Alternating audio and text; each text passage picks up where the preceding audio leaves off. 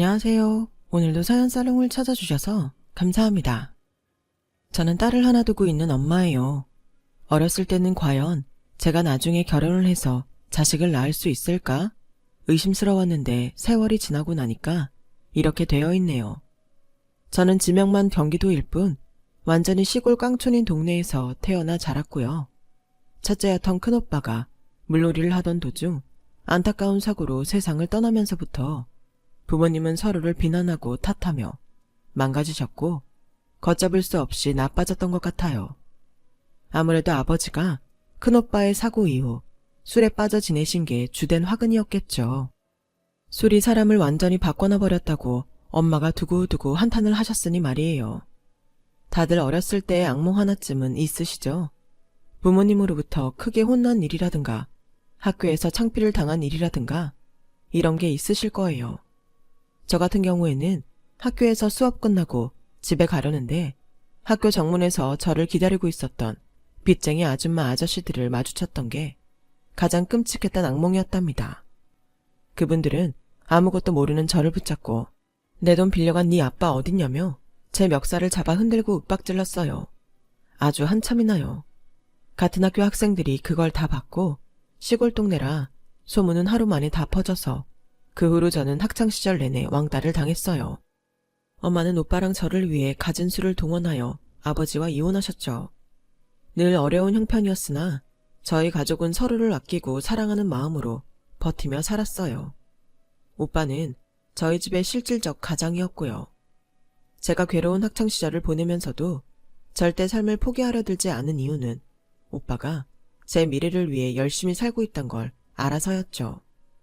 그저 그런 대학이었지만 오빠 덕분에 대졸자가 될 수 있었고 사회에 나와 직장인으로 발전했죠. 결혼에 대한 불신이 강했던 저였으나 남편과 연애를 하면서 생각이 바뀌게 되었어요. 나은 사람이 되려고 너무 애쓰고 노력하지 않아도 돼. 나는 너 있는 그대로가 좋아. 네 모습 자체에 반해서 만나고 있는 거니까 내 진심을 네가 알아줬으면 좋겠다. 저에게 그런 식으로 말해준 사람은 남편이 처음이었어요. 보지 못한 지 오래된 존재 자체가 너무 아픈 상처인 아버지가 가정에 남기고 간 구멍이 있었는데요. 남편과 결혼해서 가정을 꾸리고 그 구멍을 채우고 싶어졌어요. 결핍 없는 가정을 제가 꾸려보겠다는 생각이 든 거였죠. 그래서 남편이 결혼 얘기를 꺼냈을 때 바로 하고 싶다고 뜻을 밝혔어요.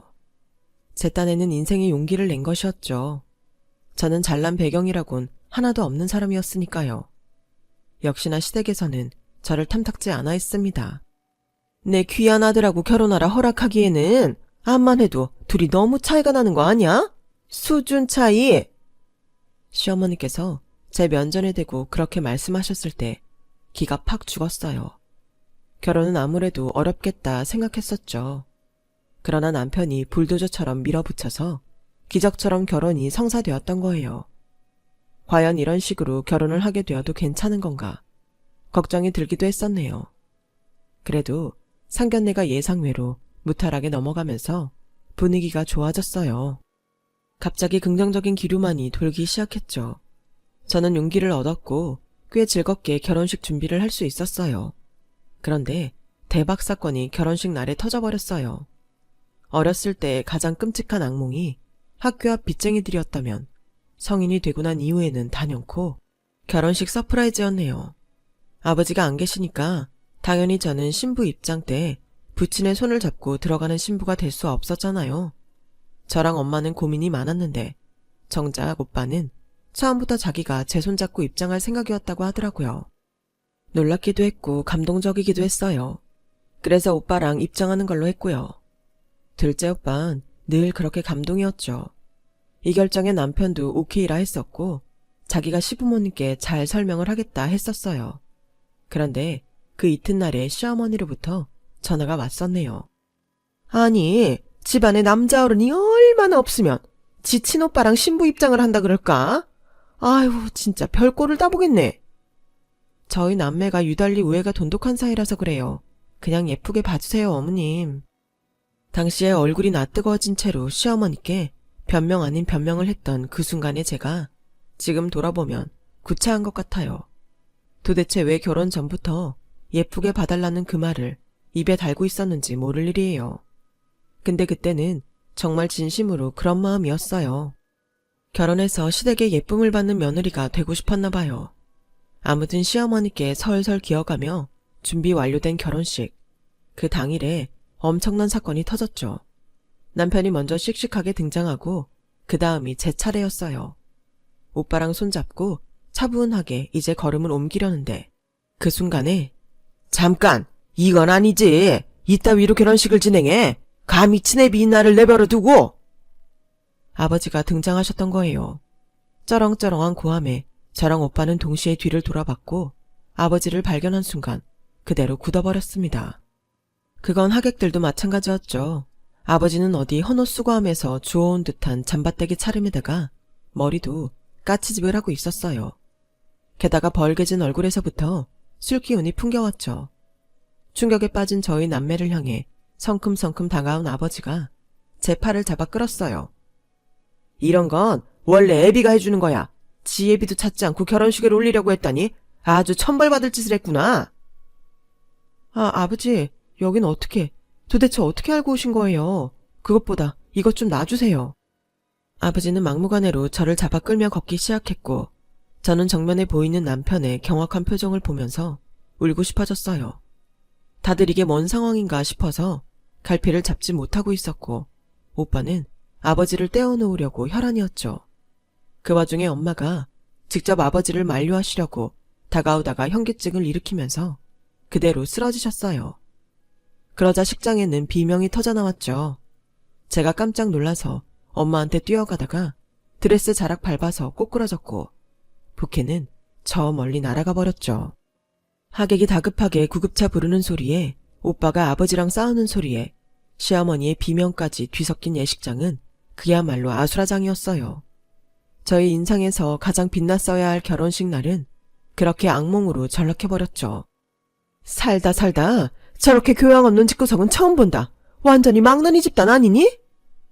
흥분한 시어머니께서는 제 친정을 싸잡아 욕하셨고 저같이 수준 낮은 며느리를 드리는 것이 천추의 한이라며 이를 빠드득 가셨어요. 될 수 있다면 그따위 황당한 집구석에서 난 저를 멀리 치워버리고 싶다 하셨죠. 결혼이고 뭐고 전부 없던 일로 하고요. 그러나 결혼식장에 참사에도 불구하고 남편은 저랑 부부가 되겠다는 뜻을 접지 않았기에 시어머니께서 열받으셨던 거예요. 박수도 짝이 맞아야 소리가 나지. 네가 내 아들하고 결혼 없던 일로 하겠다 그러면 내 아들이 별 수가 있겠니? 그런데 네가 지금 내 아들하고 기어이 부부가 되겠다 이거지? 앞으로 제가 정말 많이 노력하겠습니다. 저 진심으로 잘 살아볼게요. 좋은 아내 될 거고요. 잘난 며느리는 못 되어도 참한 며느리가 되어 보일게요. 너같이 생김새 모냥 빠지는 애들이 반지르르하게 생긴 애들보다 남자는 잘 꼬시더라. 이런 애들이 진짜 여우인데 남자들은 이런 걸 몰라. 아우 답답해. 앞으로 너 내가 두고 보마. 착하고 순진하고 능력도 좋은 완벽한 내 아들을 단단히 꼬드겨서 채갔으면 그만한 대가는 치르겠지. 네가 양심이란 게 있다면 말이야. 첫 단추를 그렇게 꿰었으니 제 결혼 생활이 가시밭이었던 게 그리 놀랍지만은 않은 이야기인 거죠.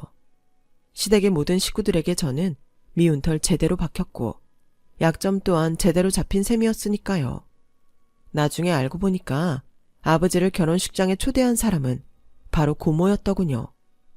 아버지의 여동생 말이에요. 결혼식을 알린 거 아버지를 위해서 그랬을까요? 아니었을 테죠. 그냥 고모는 우리 가족을 엿먹이고 싶어서 그렇게 하셨던 것 같아요. 어렸을 때 사고로 세상을 떠난 첫째 오빠가 그 핑계라고 저는 생각해요. 사고가 났던 그 물놀이를 데려갔던 게 저희 엄마였다는 이유로 고모는 노골적으로 엄마를 싫어해왔으니까요.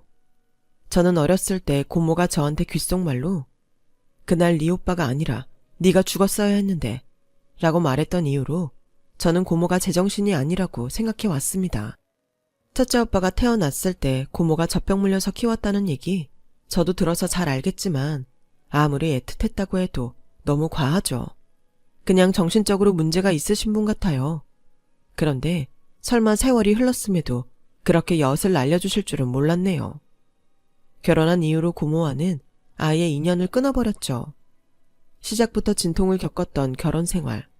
임신은 몇 년 뒤에나 할 계획이었어요. 하지만 너무 이르게도 임신이 되어버렸네요. 저나 남편이나 예상 못했었기 때문에 화들짝 놀랐다가 그래도 찾아온 생명을 축복이라 여기고 받아들였습니다. 임신 초기, 제가 빈혈 증세로 직장에서 쓰러지는 일이 있었는데요. 난 임신 체질이 아닌가 봐. 일을 쉬어야 하나? 괜히 민망하기도 해서 남편한테 장난스럽게 말했었는데 남편 표정이 심각해졌었죠. 그래? 그렇다면 무조건 쉬어야지. 내가 전에 얘기 안 했었나? 전에 알고 지내던 형 누나 부부가 있는데 임신했다고 신나서 태어날 아기 위해 열심히 돈 모으고 일하다가 유산됐었다고. 그거 생각하니까 겁난다. 힘들면 무조건 일은 쉬도록 해. 남편의 말에 솔깃했어요. 임신하고 나서 컨디션이 너무 안 좋긴 했거든요. 그런데 임신으로 너무 많은 진실을 알게 된 것이 문제였죠. 이제 아이까지 생길 마당이니까 부부 사이에 비밀은 없어야겠다며 남편이랑 대화를 나눴는데 그 자리에서 몰랐던 걸 알게 되었어요. 우선 남편은 정규직이 아니라 계약직이었어요. 전 국민이 다 아는 대기업의 계열사, 그곳의 계약직이요. 제가 얼마나 뒤통수가 얼얼했는지 몰라요. 정규직이 아니었다니. 그런데 걱정 안 해도 돼. 왜냐면 나는 정규직 전환 자신 있거든. 자신 있으면 거짓말한 게 없던 일이 되나요? 정말 황당했어요. 그 사실을 시부모님도 알고 계시냐고 물었더니 알면 큰일 난다면서 몸을 떨더군요. 우리 부모님은 내가 최고인 줄 안단 말이야. 특히 우리 엄마. 나도 그 기대감 때문에 부담감에 짓눌려서 살았어. 질식할 뻔했다고. 제 남편이 갑자기 너무 찌질하게 보이기 시작해서 저도 신기하더라고요. 시어머니는 자기 아들이 착하고 순진하고 능력 좋은 완벽한 아들이라면서 입버릇처럼 자랑을 해대는 분이셨는데 아주 착각을 하고 계셨던 것이죠. 슬픈 건 알게 된 진실이 여기서 끝나지 않았다는 거예요. 남편 연봉 5천이라 그랬었거든요. 알고 보니까 그건 돈을 최대로 받았던 급여를 기준으로 곱하기 12를 한 거였어요. 이게 무슨 말이냐고요? 보고도 감이 안 잡히시죠? 그러니까 최고로 많이 받아봤던 연봉도 아니라 액수가 가장 크게 찍혔던 월급을 12개월로 곱한 숫자가 5천이었고 그걸 자기 연봉이라고 저한테 말해왔던 것이죠. 이런 계산법이 세상 천지에 어디 있나요? 저는 이런 획기적인 계산법은 남편을 통해 처음 알게 됐네요. 연봉은 5천이 아니라 3,600이었어요. 장난하는 것도 아니고 이건 너무 큰 차이잖아요. 중요한 건 시부모님도 연봉 5천이라고 철석같이 믿고 계셨단 사실이었죠. 우리 부모님께는 비밀 꼭 지켜줘. 알았지? 비밀 지켜주면 내가 더 먹여 살려줄 테니까. 너랑 우리 태어날 애기는 내가 책임진다. 그러니까 임신 기간 동안 일은 쉬어도 돼. 3,600이란 숫자를 듣고 나니까 쉬고 싶은 마음은 사라져 있었어요. 막말로 제가 친정이 부잣집이면 모를까 기댈 데도 없는데 애 낳고 키울 생각에 마음만 오히려 급해졌죠. 그래서 불러가는 배를 안고 일했네요. 그러는 동안 시어머니께서는 제 속을 자주 긁어주셨고요. 임신한 며느리를 예뻐해 주시진 못할 망정 잔소리를 어찌나 자주 늘어놓으시던지요. 하긴 시어머니께서는 제가 뱃속 생명의 성별을 알아온 날부터 반응이 구리셨네요. 오늘 병원 갔다 왔냐? 병원에서 뭐라디? 아들이라고 그러든? 아, 어머님 아니요. 병원에서 힌트를 줬는데 분홍색이래요. 제 뱃속에 있는 게 예쁜 공주님이래요. 뭐? 공주님? 에라이, 너 그러면 아들이 아니라 딸을 가졌다는 거니? 네, 어머님은 손녀 별로이세요. 저랑 그이는 둘 다 딸이면 좋겠다고 그랬어가지고 지금 너무 반가운데. 내 아들이 착하니까 아무 말이나 했던 거겠지? 당연히 아들 먼저 가져야 좋은 거 아니니? 딸이라니. 으휴, 내가 너 이럴 줄 알았다. 네가 한 방에 아들 가졌으면 네가 아니겠지. 털 떨어진 게 어쩜 그렇게 모든 방면에서 한결같으니 너는? 결혼식 대참사 이후로 저는 시어머니 앞에서 죄인이었고 예쁨 받고 싶단 착한 며느리병에 걸린 환자이기도 했는데 이걸 시어머니께서는 손수 천천히 깨부셔 주셨습니다. 출산하고 나서 기진맥진에 누워있는 저한테 유난 떨긴 이라며 중얼거리신 이후로는 정말 확 정이 떨어져 버렸죠. 그때부턴 시어머니 비위 맞춰드리기 싫더라고요. 육아로 바쁜 나날을 보내고 있을 때 저희 엄마가 편찮으셨어요. 배가 아픈데 소화제 먹어도 안 나아서 진통제 주사를 맞고 다니셨다고 했는데요. 알고 보니까 자궁 쪽에 커다란 혹이 있어서 그런 거였더라고요. 대학병원에 산부인과에 가신 날 제가 같이 따라갔어요. 그런데 그날따라 유독 그랬던 것인지 자기 부인 따라서 온 남편들이 꽤 보이더군요. 그때 생각했죠. 아, 산부인과에 같이 오는 남편들도 많구나. 저는 임신했을 때부터 병원에 줄곧 혼자 다녔고 아기 낳을 때도 저는 긴 진통에 미쳐가는 동안 남편은 휴대폰 게임하다가 잠들었었죠. 힘들게 낳은 아이는 제가 독박 육아 중이었고요. 이 사실을 곱씹으며 눈물이 핑 돌았는데 엄마 앞이라 참았어요. 그럼에도 엄마는 제 가라앉은 표정을 눈치채시곤 제 걱정을 하셨죠. 엄마 수술 날짜 잡는 날이었는데 제가 오히려 걱정을 받았어요. 나는 말이야, 왜 그렇게 살았는지 누릴 거 못 누리고 욕심 못 내보고 산 내 인생이 가끔은 처량할 때가 있어. 그래서 나는 우리 딸만큼은 그렇게 안 살았으면 좋겠어. 엄마의 조용한 목소리에 결국 눈물을 찔끔 흘렸었네요. 잘나지 못한 딸이라 그 순간에 그냥 너무 죄송했어요. 병원비 결제도 제가 아니라 엄마가 하셨어요. 엄마 병원 가는 날이라고 오빠가 돈을 넣어줬다 하더라고요. 그런데 그 말을 듣는 동안 제 시선이 엄마의 지갑에서 떠나지 못했어요. 지갑이 너무 낡아 빠진 거예요. 심장이 쿵 내려앉더군요. 엄마, 내가 지갑 새로 사드릴까? 원하는 디자인 있으셔? 장지갑이 좋지? 글쎄, 이 지갑이 갈색이라 무난하고 안 질려서 좋은데 때로는 빨간색도 갖고 싶긴 했지. 빨간 지갑이 돈 들어온다잖니? 생각해보니까 오빠는 취업하고 첫 월급 탔을 때 엄마한테 내복을 사드렸었어요. 그게 빨간색이었고요. 하지만 저는 취업하고 돈을 벌게 됐다고 해서 딱히 엄마에게 해드린 게 없었죠. 일자리 얻었다고 기념으로 밥이나 사드렸을 뿐. 죄송한 거 투성이었네요. 그날 저녁에 열심히 빨간 지갑 제품을 찾다가 몇 개 괜찮은 걸 엄마에게 사진 전송해드렸어요. 가격은 안 보이게 말이죠. 그랬더니 그중 하나를 마음에 들어 하셨습니다. 엄마의 선택에 저는 바로 결제를 서둘렀죠. 여보, 혹시 나한테 돈 좀 보태줄 수 있어? 나 지금 우리 엄마 지갑 하나 사드리려고 하는데. 뭐? 그럼 내가 돈을 좀 써야겠네. 남편한테 물어봤는데 흔쾌히 대답을 해주길래 내심 기대했죠. 그런데 잠시 후에 저한테 건네진 건 5만원권 한 장이었어요. 그러면서 하는 말이 저를 웃겼죠. 이거면 내가 반값은 낸 셈이지? 제가 어이가 없어서 한참을 제 손에 쥔 5만원권을 바라보다가 남편한테 말했어요. 반값이라니 나 50만원짜리 사는데? 그렇게 비싼 걸 사드린다고? 아니 왜? 왜냐니 우리 엄마 이번에 수술하시게 됐잖아. 모처럼 선물 드리고 싶어서. 그리고 내가 오늘 엄마 지갑을 보게 됐거든. 생각이 많아지더라. 혹시 여보는 우리 엄마 지갑 본 적 있어? 아니, 내가 장모님 지갑 볼 일이 어딨어. 앞으로도 안 보겠지. 건성으로 대답하더니 몸을 휙 돌려서 방으로 들어가 버리더군요. 말을 말아야지 싶었네요.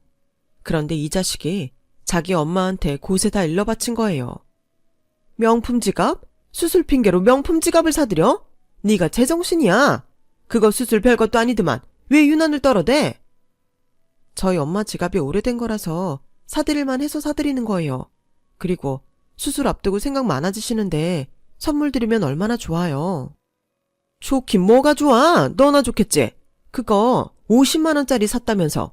감히 허락도 안 받고 사치품을 턱턱 사재껴? 이걸 확 그냥 50만원이 누구의 이름이야? 왜 내 아들 등골 빼먹어? 너 언제까지 내 아들 그렇게 부려먹을래? 언제까지라뇨. 부부인데 기한이 있는 것처럼 말씀하시네요. 정말 황당합니다, 어머님. 제가 남의 자식 낳아서 키우는 중인 것도 아닌데 등골 빼먹는다 하시니. 아이고, 딸 낳았으면서 유세는 잘 부린다. 네가 처내를 아들로 낳았으면 내가 구박을 덜 했겠지. 구박한다는 자각은 있으신가 보죠? 저도 둘째는 아들 낳을까 봐요. 어머님도 첫째는 딸 낳으셨잖아요. 제가 신랄하게 지적하자 시어머니께서 화가 끓어오르셨는지 거친 숨을 쉬시더군요. 남편의 누나는 아들만 편애하는 가풍에 열받아서 자기 부모랑 반쯤 절연했거든요.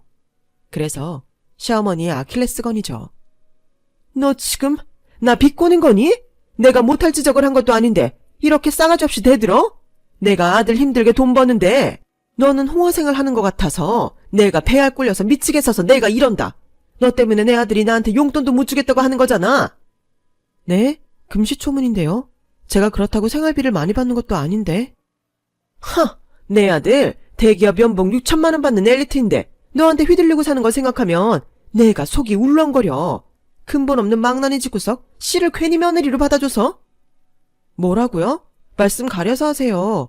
저기요, 댁 아드님이요. 연봉 6천이 아니라 지금 3천이에요, 3천. 월 3천? 아니, 연봉이 3천? 너 지금 그게 무슨 소리냐? 대기업 정규직이 아니라 계약직이었고요. 그거 정규직 전환 실패했고요. 이직했는데 현재 연봉 3천입니다. 정신 좀 차리세요. 네? 제가 댁 아드님 때문에 허리띠 졸라매고 사는 건 아세요? 그리고 저도 재택으로 알바해요. 우리 엄마 지갑 사드릴 돈 정도는 있어요. 설마 댁 아드님이 50만 원 지갑 금액 결제했다고 아시는 건 아니죠? 계약직? 이직? 난 당최 갈피를 못 잡겠네. 그리고 그 지갑은 당연히 내 아들이 샀다고 했는데? 네, 이럴 줄 알았지. 아주 입만 열면 거짓이야. 지가 사기는 뭘 사요? 5만 원 한 장 저한테 보태주던데요? 시어머니께서는 입만 뻐끔뻐끔 하시더니 기어이 뒤로 넘어가셨어요. 이 다혈질 양반, 제가 언젠간 이럴 줄 알았죠. 도리가 없어서 구급차 불렀네요. 남편한테 병원 응급실 오라 그랬고요. 응급실에서 정신 차린 시어머니는 멍하게 있더니 남편 도착하자마자 그때부터 오열하셨어요. 몸을 경련하면서 난리를 치시니까 간호사들 달려와서 진정시키느라 또 한바탕 소동이었고요. 아주 고된 시간을 보냈건만 남편은 저한테 다짜고짜 화를 내더군요. 왜 숨겨왔던 사실을 까발렸냐면서. 제가 다 망쳐버렸대요. 제가 집안의 평화를 깼대요. 저한테 책임을 돌리는 것에 저도 완전히 화가 났고 부부싸움으로 이어졌어요. 그리고 남편의 발언에 큰 충격을 받아버렸어요. 너 왜 이렇게 성깔이냐? 왜 이렇게 성질이 드세? 나는 네가 어딘가 불행해 보이고 위태로워 보여서 좋았어. 결혼하고 나면 순정적으로 살 여자라 확신했고 나한테 의지하고 네가 혼자 판단 못하고 살 것 같았다고. 안 좋은 가정사가 있었던 만큼 가정에 집착하면서 그렇게 살길 바랐어. 그런데 까보니까 영 아니네. 차라리 주먹으로 맞는 게 덜 아팠을 거예요. 진짜 말로 설명할 수 없는 이상한 배신감이 들었어요. 진짜 제대로 상처 입었죠. 게다가 시어머니께서 남편의 과오를 전부 제 탓으로 돌리는 만행을 저지르시는 것에 이혼을 결심하게 되었어요. 너만 아니었어도 내 아들이 그렇게 살진 않았겠지. 네가 내 아들을 그런 상황들로 몰아간 거 아니겠어? 개소리를 수년째 듣는 것도 이젠 정말 지친다는 생각도 들었고요. 시댁이랑 개싸움을 해낸 끝에 이혼했는데요. 딸은 당연히 제가 데려왔어요. 양육비를 제때 안 줄까봐 이혼할 때 되는 대로 다 뜯어냈네요. 저렇게 독한 년이 애는 올바르게 잘 키울까 모르겠네. 그 50만 원 명품 지갑 집안에 가보려 여기고 아껴 써라. 그게 니네 집안 최후의 사치품이 될 테니까 뻔하지 뭐. 전 시어머니께서는 짐을 챙기던 저에게 삿대질을 날리셨는데 그 눈이 악에 받쳐있더군요. 자기 아들이 버렸던 거짓 행각에 아직 충격에서 덜 빠져나오신 듯 보였어요. 이혼 후에 저는 엄마랑 우선 같이 살기로 했죠. 엄마는 손녀 키우는 재미를 보게 되셨다며 좋아하셨죠. 속으론 정말 죄송스러웠네요. 그런데 이혼하고 얼마 안 지나서 아버지로부터 연락이 왔어요. 결혼식 때 원치 않게 뵙고 그 후론 강간무소식이었는데 처음으로 근황을 알게 됐죠. 아버지는 고향 동창분이 운영하는 공장에 들어가서 일한 지 꽤 되셨고 최근에는 고유 기술을 전수받는 중이라 하셨어요. 그 동창분의 건강이 안 좋다더군요. 그런 거 원래 공장 주인만 알고 아무한테도 기술 안 알려준다. 알려주면 빼돌려서 자기가 차려버리면 그만이니까 알려줄 수가 없지. 그런데 내가 전수 받은 거야. 나 지금은 아주 건실하게 산다. 그리고 다 지나보니 나에겐 가족뿐이더구나. 혼자서는 돈을 벌어도 보람된 하루를 보내도 가슴이 허해. 정말 애비가 미안하다. 아버지의 목소리를 듣기 전까지는 몰랐어요. 설마 제가 아버지를 다시 보고 싶어 하게 될 줄은요. 결국 가족뿐인 것을. 너무 늦어버렸지만 혹시라도 나의 끝에 있어줄 수 있겠냐? 아버지가 우셨어요. 그렇게 우실 줄 아는 분이라는 걸 처음 알았죠. 엄마가 산부인과에서 수술 받으시고 나서 아버지랑 통화하셨었대요. 그런 일이 있었던 줄 저는 몰랐죠. 신뢰가 깨져서 부부를 살긴 힘들지만 우리 손주들이 할아버지의 존재는 알았으면 좋겠단 마음은 있어. 엄마가 머뭇거리며 그렇게 말씀하신 것엔 용기가 필요했겠죠. 그래서 화답해 드리기로 했어요. 아버지와 연락하고 지냈습니다. 그러다 보니 밥도 한 번씩 같이 먹게 되었고요. 제가 고모 욕을 했는데 아버지가 잠잠하신 걸 보고 진짜로 변하셨음을 체감했었네요. 그리고 제 딸을 보면서 아버지가 제 어렸을 때의 모습이 생각난다고 하셨어요. 그러더니 더 작게 미안하다고 하시더군요. 제가 괜히 멋쩍어서 아버지가 제 결혼식에서 깽판 치셨을 때 그때 결혼 접었어야 했는데 제가 눈치 없이 결혼하는 바람에 스스로 팔자를 꽈버렸네요. 생각해보니까 진짜 아쉽다. 이렇게 너스레를 떨었는데요. 놀랍게도 이게 기점이었어요. 저희 가족 사이에 아직 서먹했던 기류가 확 풀려버렸죠. 고작 가벼운 농담 하나였음에도요. 인간관계란, 특히 가족 간의 관계란 아주 미묘한 것 같단 생각을 했네요. 그리고 저희 가족 앞에는 성공의 흐름이 가득했어요. 오빠는 직장에서 승승장구했고 새언니가 차린 카페는 초대박이 났죠. 작게 차린 게 대박 쳐서 옆 동네에 2호점을 냈는데요. 더 초대박이 난 거예요. 저는 딸을 키우며 재택근무를 했고 엄마는 아버지 일하시는 데 주로 같이 가서 사무실 청소도 해주고 뒷바라지 해주셨어요. 아버지 공장일이요. 초대박이라는 표현으로는 부족한 성공이 따랐답니다. 저희 가족이 그날까지 벌어본 돈보다도 더 많은 금액을 버셨으니까요. 엄마와 아버지 두 분은 다시 부부가 되진 않으셨어요. 그런데 부부일 때보다도 더 부부 같아지셨네요. 살면서 다시는 볼 수 없는 풍경이 엄마와 아버지가 마주보고 앉아서 웃는 모습이라고 생각했던 시절도 있었는데 정말 인생이란 모를 일이에요. 앞날을 예견할 수 있었다면 전 시댁 사람들은 안 그렇게 살았을까요? 전 남편이 딸을 보러 오겠다고 했던 주말이 있었는데요. 하루 전날에 전 남편이 교통사고를 당했어요. 면접 보러 가다가 그랬대요. 다니는 곳에 이직 준비 얘기 안 하고 외근 핑계 대고선 그 틈을 이용해 다른 회사 면접장에 가다가 그렇게 된 거라 상황이 무척 난감하다고 했죠. 동정심은 하나도 안 생겼으나 딸을 잠깐이라도 보고 싶다고 호소하길래 병문안을 가봤어요. 보니까 다리에 깁스하고 있더군요. 전 시어머니는 그 앞에서 졸다가 일어나셨고요. 제가 뚱하게 목례만 살짝 했는데 제 가방에만 시선이 꽂혀 계셨어요. 그래서 제가 환하게 웃으며 말씀드렸죠. 제 사치품이 명품 지갑에 그칠 거라고 저주를 그땐 알려주셔서 덕분에 업그레이드한 것 같아요. 명품백 드니까 기분이 아주 좋네요. 제가 얄밉게 이죽거리는데도 전 시어머니는 똥 씹은 표정만 지을 뿐 섣불리 입을 놀리진 않으셨어요. 가방뿐만 아니라 제 옷차림, 신발까지 눈으로 스캔하시더군요. 견적을 내시곤 제가 예전과는 생활 수준이 완전히 달라졌음을 눈치채신 것 같았어요. 우리 손녀, 할미 오랜만에 보네? 할미 기억나나요? 우리 예쁜 손녀, 오고. 갑자기 제 딸한테 살갑게 인사하시는 것부터가 그 증거였죠. 난데없이 친한 척 하셔서 당황스러웠는데 다행히도 딸이 잘 대처를 해주었어요. 칭얼거리며 울었거든요. 전 남편은 누가 봐도 미련이 뚝뚝 떨어지는 눈빛으로 저를 쳐다봤어요. 아주 애처로워서 징그러울 정도였죠. 저럴 거면 왜 있을 때 잘해주지 않았을까요? 저한테 치근거리는 게 부담스러워서 그냥 빨리 자리를 떠버렸어요. 다리 다친 놈이라 못 따라 나오더군요. 그런데 전 시어머니가 따라 나왔어요. 아직 내 아들한테 마음 남아있는 거 내 눈에는 다 보이는데 애까지 낳은 사이 영영 갈라져서 살 수는 없지. 네가 숙이고 들어온다면야 내가 못 이기는 척 받아줄 수도 있고. 간만에 듣는 개소리에 제가 피식 웃으면서 차키를 꺼내들었죠. 삐빅 하는 소리가 난 방향으로 고개를 돌린 전 시어머니가 얼어붙으셨어요. 저거? 설마 네가 타고 온 차니? 네가 어떻게 저런 차를? 차가 좋아 보인다. 어디서 만든 차야? 현대차는 아닌 것 같은데? 말하면 뭔지 알기나 하세요. 그 가치를 아세요? 뭐야? 너 사람을 얕잡아 보는 것도 유분수지? 제가 왜 다리에 깁스 찬 놈을 다시 만날 수 없는지 알려드릴까요? 저랑은 너무 차이가 나거든요. 수준 차이. 전 시어머니가 뒷목 잡고 쓰러지는 꼴 보기 전에 얼른 자리를 떠버렸어요. 저랑 딸이 탄 차는 부드럽게 병원 주차장을 빠져나갔죠. 사이드 미러로 쳐다보니까 전 시어머니는 그 자리에서 털썩 주저앉으셨더군요.